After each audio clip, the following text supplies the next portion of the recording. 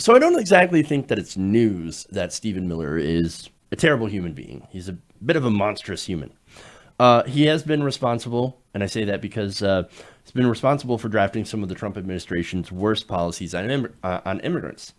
And so, I mean, again, you can just go through some of the policies that he's been championing. Family separation was one of them.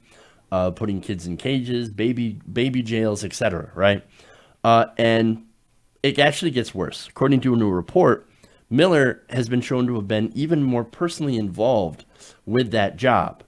Now, an article in Politico describes how Miller personally would interject himself into the cases of individual migrants when it comes to deportation. He even did so when he didn't have to, during his downtime while traveling with the president to Paris back in 2017. That's the one example that they looked at. They wrote, as a Trump official soaked up a July evening along the banks of the Seine River, and I said that wrong, I realize that, one stepped away to take a phone call from the U.S., it was Stephen Miller. As the other officials looked on, Miller spent several minutes loudly pressing administration officials on the other end of the line to deport an individual who had been detained by immigration authorities. So, go deport that person and do it now. You should. You've detained them. Get rid of them. Get rid of them. Get rid of them. So now, look, that shows you how really into deportation Stephen Miller is. That he takes his personal time out when it's supposed to be relaxing, a little bit of downtime. No, it's like, no, I'm going to deport people. That's what I do for fun. That is my downtime. What are you talking about? I love this job. But it gets worse. Miller, one of the policies that he's pushing is basically would allow ICE to violate the privacy rights of detained migrants. So what this would do is it basically would identify details in press releases, or I should say publish identifying details in press releases that they issue about detained migrants. One DHS official, former DHS official, told Politico, quote, at one point, he wanted us to be releasing press releases every day about the people we had detained and their criminal status. So, now why is that a bad thing? Well, okay. Well, for one, why would you want to release their names? Well, the whole point would be, look at this criminal. Look at this criminal alien into the United States. This is their name and their picture. Well, now, wait a minute. If basically this stuff gets out to, everybody, the press, etc., it's their press releases, well, there are going to be people that see that and they're going to get riled up. And they'll be like, look at that criminal alien in the United States usurping the laws of this country. I got to do something about it. I got to do something about it. And now I know, what they look like. I know their name. If they ever get released out of the detention, well, then I know where to look. That's scary. And the whole point is to name and shame people, right? And of course, apparently, at least up until a certain point, that was illegal. In fact, that same DHS official said that, quote, we were constantly doing a dance just to remain in a legal place.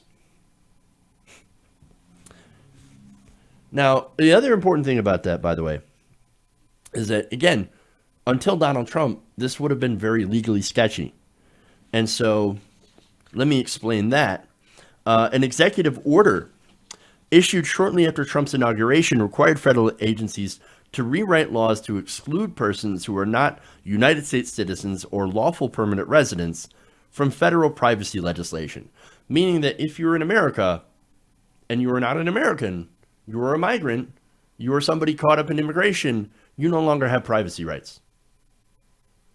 Now, New York's Eric Levitz described Miller as, quote, personally responsible for some of the most xenophobic policies of the most xenophobic presidency in modern American history. And now, because of those policies that he's been in favor of, literally stripping immigrants of privacy rights because they're not American is one of those policies. It's super gross. And of course, it helps them get demonized. And that's really the point. Miller's goal is to get people, is to dehumanize them so much that they will either leave or refuse to come here in the first place. That's Miller's goal. And so it's gross, incredibly gross. And that's just one change to DHS. There are other changes. In fact, one of them is a result of Stephen Miller constantly interjecting himself into cases. The report states that mid and low level bureaucrats, in response to it, have developed an unofficial protocol for dealing with Stephen Miller. Quote, this is from that former DHS official again. We try to protect as many people from Miller and his requests as possible. When he started going lower and calling reform career officials, we would have to go and say, calling random career officials, we would have to go and say, if Stephen calls you, elevate it immediately and do not answer. That is both amazing and very disturbing. Here's a clear picture of a guy who was from a family of immigrants, by the way, now leading a charge against immigrants. He became what, ironically, back in the day, his family was running from. And he does so with glee. He is a messed up person, using his own personal time, getting personally involved in deportations, doing legally sketchy maneuvers, trying to out and name and shame people who are just here trying to find a better life. And why does he do that? Because he's a monstrous person. And I'm not just saying that. His own family said that. His own uncle, David Glosser, wrote an article calling Miller a hypocrite on immigration. And it seems like he's living up to that. Hey guys, hopefully you enjoyed that free video. Now I'm going to have to ask you a favor.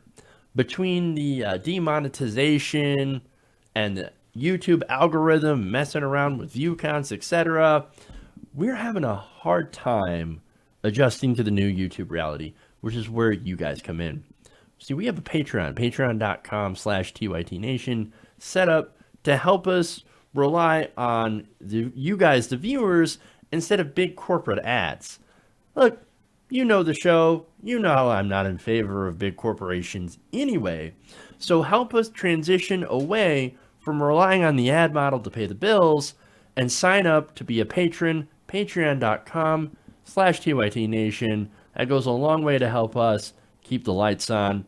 And you guys will know that you're supporting independent, progressive media.